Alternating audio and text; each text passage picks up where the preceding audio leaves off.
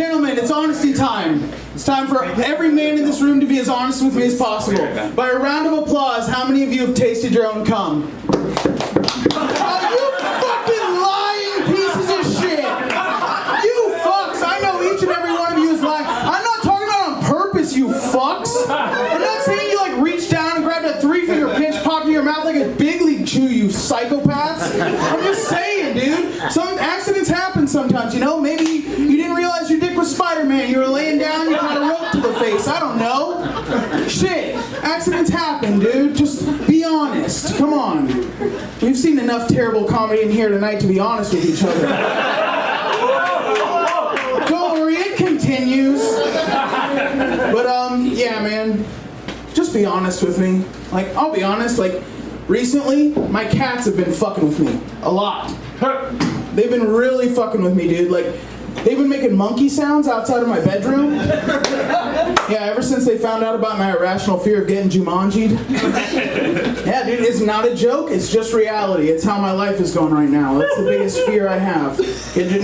Old Jumanji, not new Jumanji. I don't care about a video game. I care about real-life monkeys and alligators, dude. That shit's terrifying.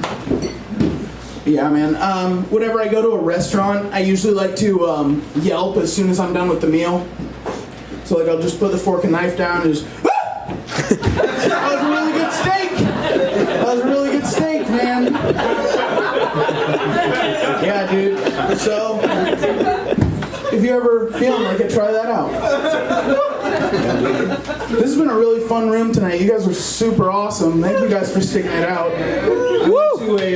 I went to a small metal show like last week. It was very weird. Like, I don't know, how many people are in here are like really into metal? Yeah, that's usually how it goes. In Seattle, I know you guys like fish, right? But I went to this metal show and it was like small, so it was very interesting because metal is weird. It's one of those few places where you have like the nicest people on earth playing the angriest, most violent music imaginable. It's very weird. Like this guy just came up, and I got there during the mic check, so the lead singer wasn't quite ready to fully transform into the Dark Lord yet. You know, so he went up there and he's like, check! 1, 2! Dave, does that sound good? Yeah, dude. Fuck yeah, man. Let's go get coffee after this. I want to get to know you. Let's do that.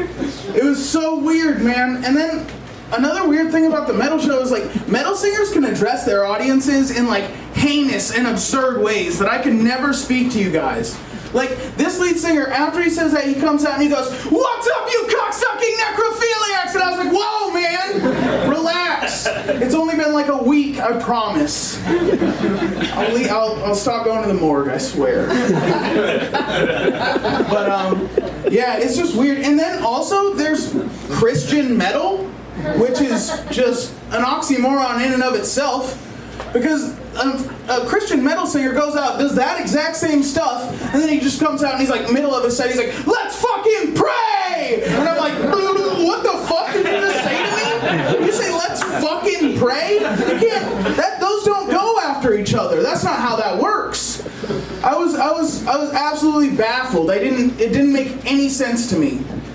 But I get it. Like, I grew up Catholic. I was raised Catholic. Anybody else in here raised Catholic? Hey. Just one. That's cool. Yeah. Okay. Yeah, Ed, you went to the same church I did. That makes sense. That makes sense. But like, I feel like when you hear somebody say I was raised Catholic, it's really just code for like my parents had me baptized on like the off chance God's real. They're just like hedging their bets. Dunk him in the water. Fuck it. What's the worst that could happen? This is the worst that could happen. I promise. What's up, guys? Come on in and get a drink. Let's go. But yeah, dude, I don't know. Yeah. Drinks are at the bar, they're that way. You can go around, but fuck that shit. Express line's right here, baby. But, yeah, man. What are you drinking? Oh! Vodka soda right after this. I'll be there. But yeah, I've been dealing with like some depression lately, though.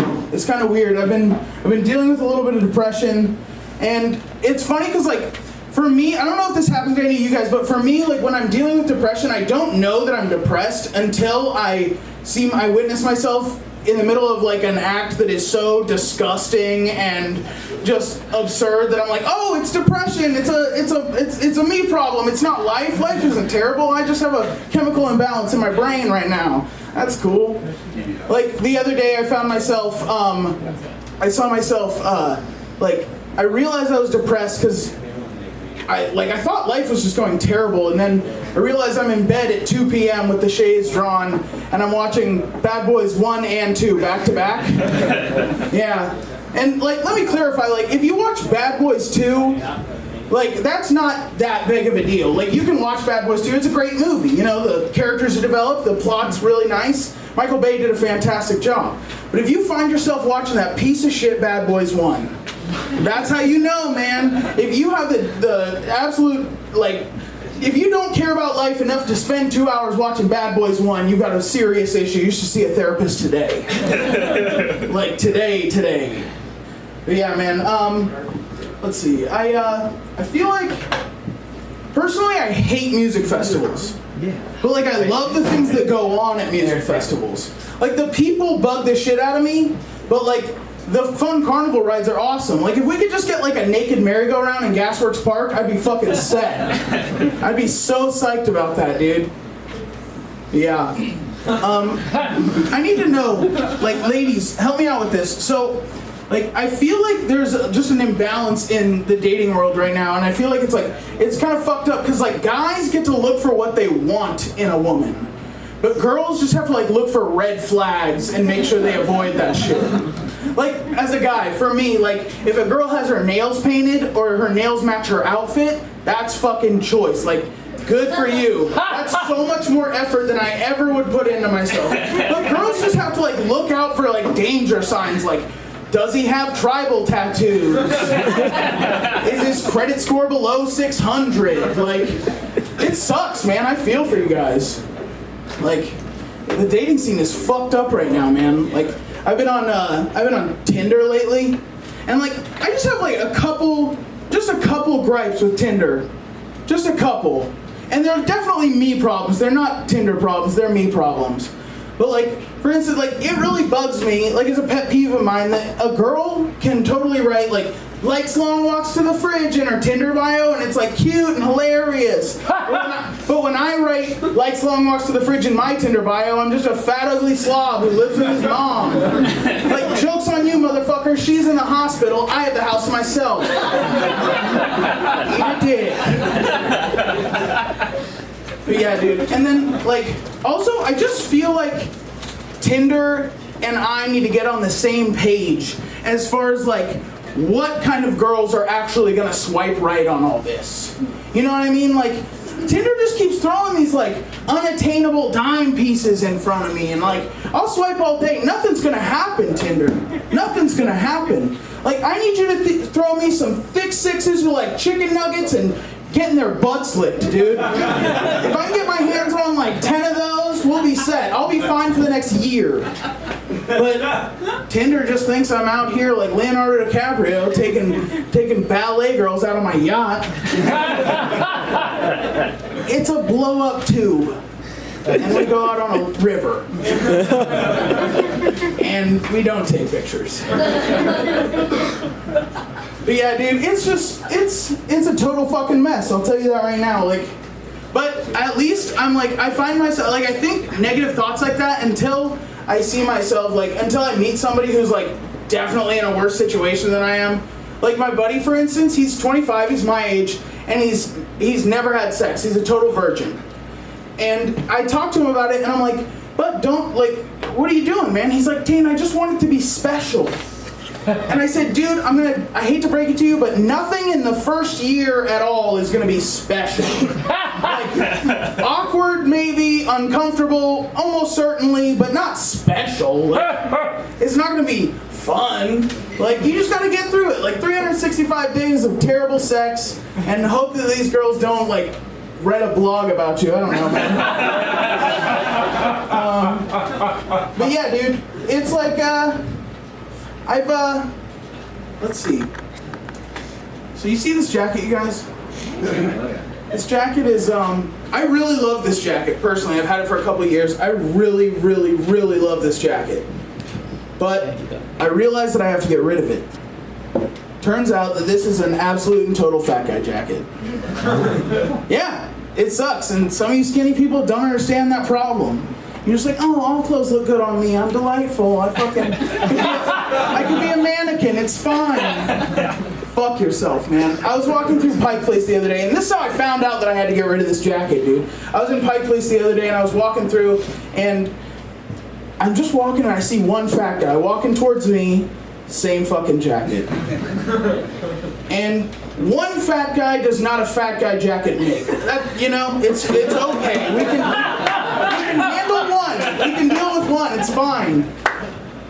But then I saw a second fat guy wearing the jacket. Same day, 10 minutes later.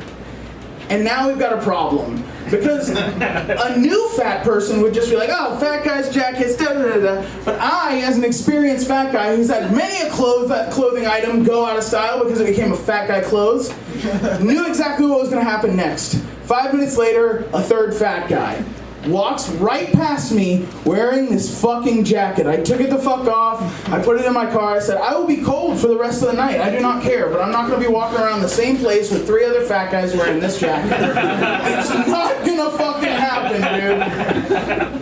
But yeah, dude, I am a fat guy. Obviously, it's totally fine. I don't even mind, like, fat jokes. I think they're fucking hilarious. Like, if you've met me once or twice, if you bought me a drink, except for that guy, you could probably fat shame me. Like, it's fine. Like, I feel like it's a good way to, like, get yourself moving on, like, the diet and exercise train.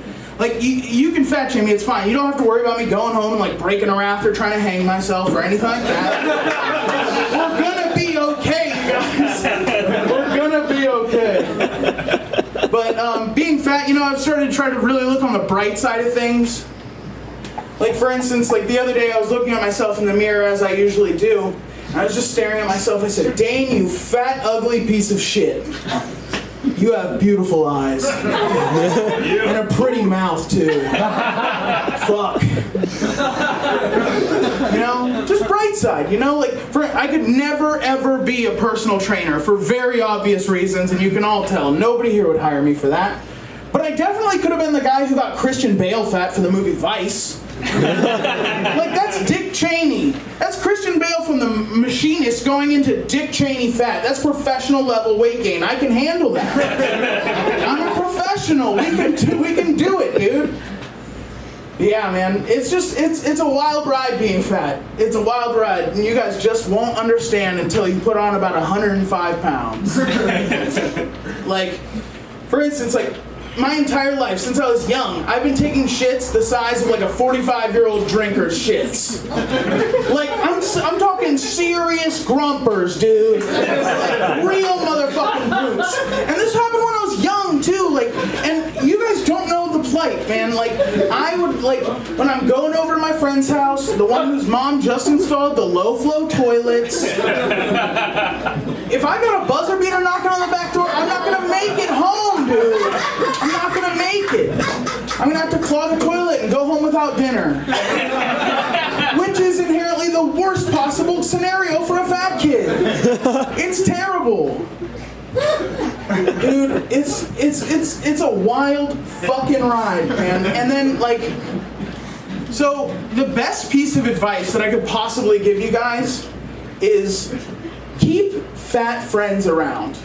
Keep us around, because, like, we're not that funny, obviously, but if you keep fat guys around, something funny will happen. I promise you that. For instance, like, I only keep, like, really fat friends and really rickety, fucked up chairs in my house. And it's, like, a very simple answer as to why. Like, I do this because if you've ever seen a fat guy break a fucking chair, it's the greatest goddamn thing in the world. It's like Christmas every time it happens. And, like, different chairs break super different ways, man. Like, a shitty wooden chair breaks really fast and it's really sudden, and if you blink, you miss it. It's like snap, bang, cry. It's sad but hilarious, as most of the funniest things are sad. But, like, my favorite chairs to watch a fat guy break are not like the rickety wooden chairs. They're like thin-legged aluminum camping chairs that you buy at Walmart for like $5. You're on your way to the river, you're already half a cooler deep of White Claws. 'Cause that's where we're at, baby, White Claws.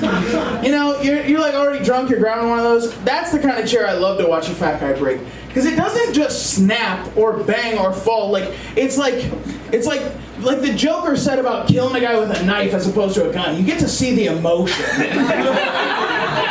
It's like a rickety metal chair doesn't just snap. What it does is the guy sits down and you get to see the legs start to wobble. And then slowly these legs just crumble under the immense pressure of this man.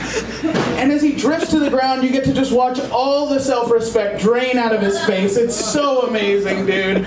Thank you guys so much for staying out.